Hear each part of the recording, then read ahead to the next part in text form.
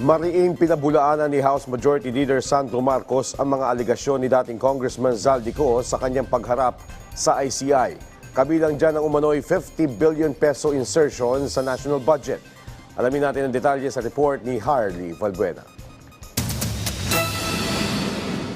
Humarap sa pagdinig ng Independent Commission for Infrastructure si House Majority Leader at Ilocos Norte 1st District Representative Sandro Marcos. Ayon sa Presidential Son, voluntaryo siyang nagtungo sa ICI para tumulong sa investigasyon sa maanumalyang flood control projects. At dito ako to lend anything that I know that will aid the ICI in their investigation. As I said, wala po akong tinatago, so I am happy to assist them in any way, shape, or form. Sa pagsalang sa hearing, humiling ng executive session ang kanyang legal team dahil sa sensitibong impormasyon na maaari niyang ibahagi.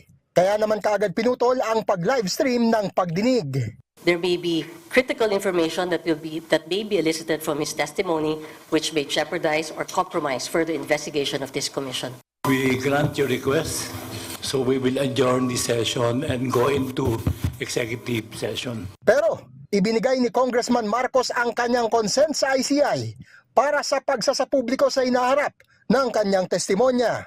Sa ambush interview pagkatapos ng hearing, kinumpirma ni Representative Marcos na natalakay sa pagdinig ang mga aligasyon sa kanya ni resigned Congressman Zaldico. It's pure fabrication and pure lies. It's one that it's a move that reeks of desperation. It's a political ploy, and I've already attributed it to attempts at destabilization of the government. Iginit din ni Congressman Marcos na imposible ang sinasabing inutusan ng kanyang amang si Pangulong Ferdinand R. Marcos Jr. ang liderato ng Kamara para magpasok ng insertion sa national budget dahil magkabukod umano ang trabaho ng executive at legislative branch ng gobyerno.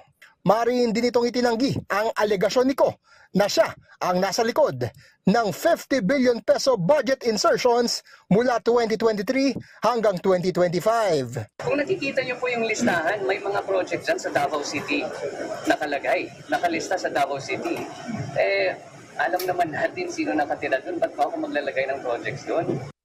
Sa ngayon ay wala pang abiso ang ICI kung kailan ilalabas ang impormasyong ibinahagi ni Congressman Marcos at wala pa rin kumpirmasyon kung muling iimbitahan sa pagdinig ang Presidential Son. Harley Valbuena para sa Pambansang TV sa Bagong Pilipinas.